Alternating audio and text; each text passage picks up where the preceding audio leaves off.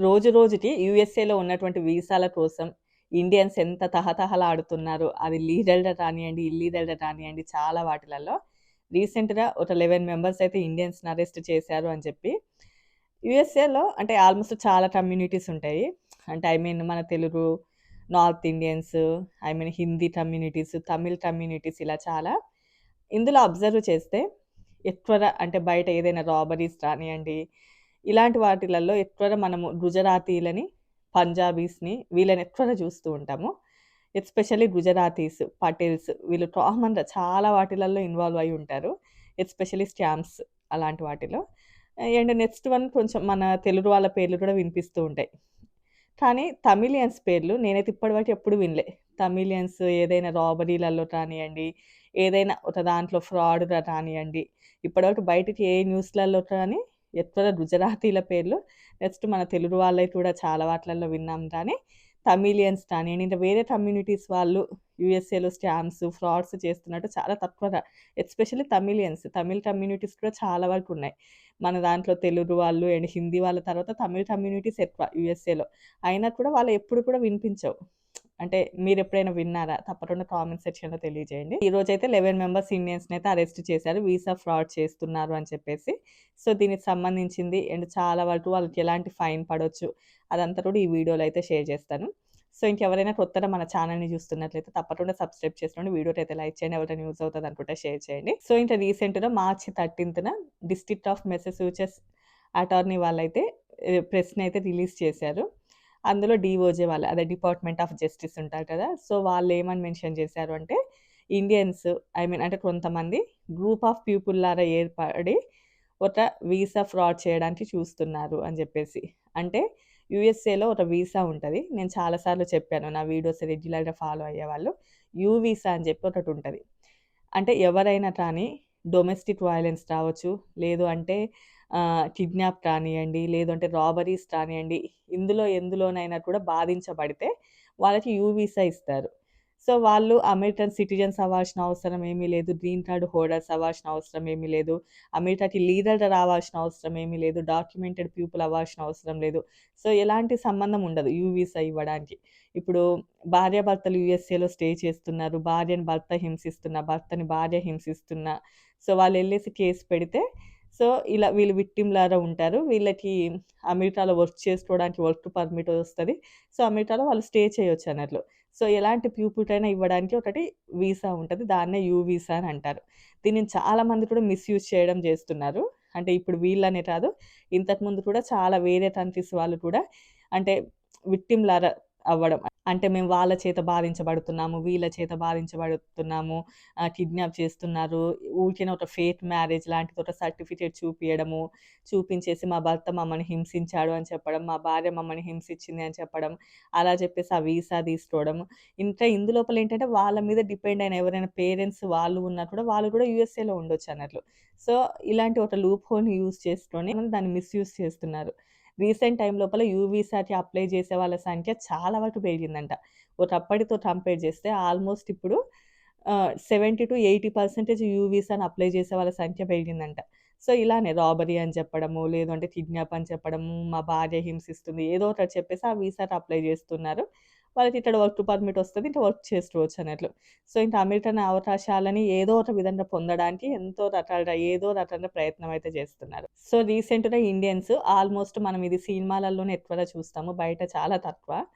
ఏంటి అంటే మా షాప్‌లో రాబరీ జరిగింది అని చెప్పేసి. ఒకతను జస్ట్ మాస్క్ ఏసుకొని షాప్‌లోకొస్తాడు. ఒక గన్ను పెట్టుకొని వీళ్ళని బెదిరించినట్లు చేస్తాడు. సో, వీళ్ళు బెదిరినట్టుగా, భయపడినట్లుగా ఉంటారు కొద్దిసేపు. ఆ తర్వాత వాళ్ళు ఎళ్ళిపోయిన తర్వాత వెంటనే పోలీసులకు కాల్ చేసి, సో, ఇలా మమ్మల్ని బాధించారు గన్ను తెచ్చి అని జెప్పేసి చెప్పడం అన్నట్లు. అలా చెప్పేసి యూ వీసాకి అప్లై చేసుకోవడం. బట్ ఎవరైతే అన్‌డాక్యుమెంటెడ్ పీపుల్ ఉంటారో అండ్ యూఎస్ఏకి ఎప్పుడో వచ్చేసి అలానే స్టే చేసిన వాళ్ళెవరైతే ఉంటారో, సో, వీళ్ళందరూ కూడా ఆ యూ వీసాకి అప్లై చేయాలి అని అనుకున్న వాళ్ళందరూ గూడా ఆ టైంలో ఆ షాప్‌లో ఉండడము.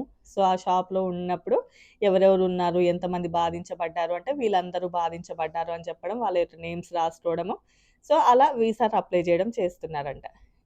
సో, ఇంక ఇది వాళ్ళకి డౌటొచ్చేసి 2023లోనే 3 మెంబర్స్‌నైతే అరెస్ట్ చేశారంట.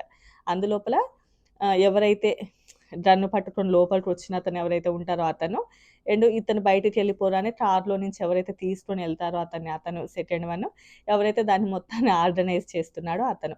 సో, వాళ్ళ ముగ్గురు కూడా ఇండియన్సే. సో, వాళ్ళ ముగ్గురినైతే 2023లో అరెస్ట్ చేసినప్పుడు వాళ్ళు ఒప్పుకున్నారంట. అవును మేమే అని జెప్పేసి. సో, ఇప్పుడు మరి ఈ 11 మెంబర్స్ ఎవరు అంటే వాళ్ళ యొక్క శిష్యులు. శిష్యులు అంటే సో, వీళ్ళ దగ్గరకొచ్చేసి యూ వీసాకి అప్లై చేసుకోవడానికి వచ్చిన వాళ్ళన్నట్లు. అంటే వీళ్ళు మొత్తం ప్లాన్ జేస్తారు. సో, ఈ ప్లాన్ ప్రకారం వాళ్ళు రావడము, ఆ టైంకి షాప్‌లో ఉండడము. సో, ఎవరన్నా ఇట్లనే గన్ను పెట్టినట్లు ఉండడం, ఆ సీసీ కెమెరాలో కనిపించకుండా మొత్తం బ్లాక్ కలర్‌ది ఫేస్‌కి కట్టుకోవడము. ఆ టైం లోపల ఎవరున్నారు అంటే, సో, వీళ్ళు కూడా ఉన్నారు అని చెప్పడం అన్నట్లు. సో, వాళ్ళ పేరు అందులో రాసుకోవడము. సో, వీళ్ళు కూడా బాధించబడ్డారు యూఎస్ఏలో కాబట్టి, సో, వాళ్ళకి కూడా వీసాకి అప్లై చేసుకోవడం. సో, ఇంకా ఫస్ట్ అరెస్ట్ అయిన 3 మెంబర్స్ ఏంటి అంటే, మొత్తం ప్లాన్, ఎగ్జిక్యూషన్ అన్నీ చేసేవాళ్ళు వాళ్ళు. అండ్ ఆ టైంకి షాప్‌లో ఉండి మేము గూడా ఉన్నాము అందులో అనేవాళ్ళు రిమైనింగ్ వాళ్ళు. సో, ఇలా వీళ్ళు కూడా బయటపడడం. మొత్తం 11 మెంబర్స్, వాళ్ళు 3 మెంబర్స్, మొత్తం 14 మెంబర్స్. ఈ 3 మెంబర్స్ అయితే ఒప్పేసుకున్నారు. బట్ ఇంకా ఈ 11 మెంబర్స్‌దయితే ఇంకా మనకి మొత్తము ఏంటి అదంతా కూడా తెలీదు. జస్ట్ ఇప్పుడే కదా అరెస్ట్ చేశారు అంతే. సో, ఇంక వీళ్ళకి ఎలాంటిది శిక్ష అదనంటే 5 ఇయర్స్ వరకు జైలు శిక్ష ఉండొచ్చు. అండ్ ఆల్‌మోస్ట్ యూఎస్ఏలో వీసాని మిస్‌యూజ్ చేస్తున్నట్లుగా, ఇలాంటి వీసా ఫ్రాడ్ ఎవరైనా చేస్తున్నట్లుగా ఉంటే తప్పకుండా ఒక $2,00,000 వరకైతే ఫైనేస్తారు. అండ్ ఇప్పుడున్న సిట్యుయేషన్ లోపల డిపోర్టేషన్స్ అవి కూడా ఉంటాయి. సో, ఇంకా యూఎస్ఏలో చాలా మంది పటేల్స్ వాళ్ళకి బయట gas stations and liquor stores వీటన్నిటికి కూడా ఓనర్స్ వాళ్ళే ఉంటారు చాలా వరకు. అండ్ వాళ్ళ దాంట్లోపల పనిచేసే వాళ్ళు కూడా ఆల్‌మోస్ట్ గుజరాతీలు, ఆ పటేల్స్ వాళ్ళే ఎక్కువగా ఉంటారు. వాళ్ళని యూఎస్ఏకి ఎట్లా తీసుకొస్తారు? అసలు ఎట్లా సర్వే అవుతున్నారు ఇక్కడ అనేది ఇంకెవ్వడికి తెలీదు. అండ్ అందులోపల చాలామంది ఏంటి అంటే వచ్చేటప్పుడు మా రిలేటివ్స్ ఇంటికొస్తున్నాము, విజిటర్ వీసాలాగా వస్తున్నామని చెప్పడం. ఆ విజిటర్ వీసా యొక్క టైం అయిపోయినా కూడా యూఎస్ఏలోనే ఉండిపోవడం. సో, ఇలాంటివి చాలా మంది చేస్తూ ఉంటారు. బట్ ఒకప్పుడు గవర్నమెంట్ పెద్దగా అంత పట్టించుకున్నా, పట్టించుకోకపోయినా ఈ మధ్యన చాలా వరకు స్ట్రిక్ట్ రూల్స్ వచ్చాయి కాబట్టి, సో, ఇలా చాలా మంది కూడా బయట పడుతూ ఉన్నారు. అండ్ ఇప్పుడు దీని వలన ఏంటంటే, నెక్స్ట్ ఇంకెవరైనా నిజంగానే ఆ ఏరియాలో ఉన్నవాళ్ళు, నిజంగానే అలా బాధించబడుతున్నారు అని నిజంగానే అది జరిగినా కూడా అసలెవరు కూడా పట్టించుకోరు. అసలు వాళ్ళు నిజంగా యూ వీసాకి అర్హులు అన్నా కూడా అసలు ఇచ్చే పరిస్థితి ఉండదు ఇంకా అక్కడ. ఎస్పెషల్లీ ఇందులోపల అందరూ కూడా పటేల్ అనే నేమ్ తోటే ఉన్నారు. వాళ్ళ యొక్క నేమ్స్ అన్నీ కూడా రిలీజ్ చేశారు వాళ్ళు. సో, ఇంకా ఫ్యూచర్‌లో నిజంగా ఆ పటేల్ అనే నేమ్‌తో ఉన్న వాళ్ళకి ఎవరికైనా నిజంగానే యూ వీసా అప్లై చేయాలి అంటే, వాళ్ళు నిజంగానే బాధించబడ్డారు అన్నా కూడా రావడం కష్టం. ఎవరు గూడా నమ్మరు గదా! సో, అండ్ ఆల్రెడీ వీసాల యొక్క స్క్రూటినీ అనేది చాలా వరకు పెరిగింది. అండ్ డైలీ ఒకటి న్యూగా ఏదో ఒకటి వింటూ ఉన్నాం. సో, అందులోపల చాలా వరకు ఇండియన్స్‌వి ఎక్కువగా వినిపిస్తున్నాయి ఈ టైంలో కాబట్టి, ఇంకా ఎస్పెషల్లీ అక్కడ ఉన్న వాటి చోట్లలో ఇంకా వీసా స్క్రూటినీ అయితే ఎక్కువగా జరిగే ఛాన్సెస్ ఉన్నాయి. సో, ఇంకా అమెరికా వీసా కోసం ఇంకా ఎంతకైనా కూడా ఎళ్ళడానికి రెడీగా ఉన్నారు చాలామంది. సో, ఇంకా ఇప్పుడు ఈ 2 రోజుల నుంచి ఎక్కువగా వినిపిస్తున్నటువంటి న్యూస్ అయితే అది. సో, ఇంతే అండి ఈ వీడియో. రేపు మరో మంచి వీడియోతో కలుద్దాం. Bye bye.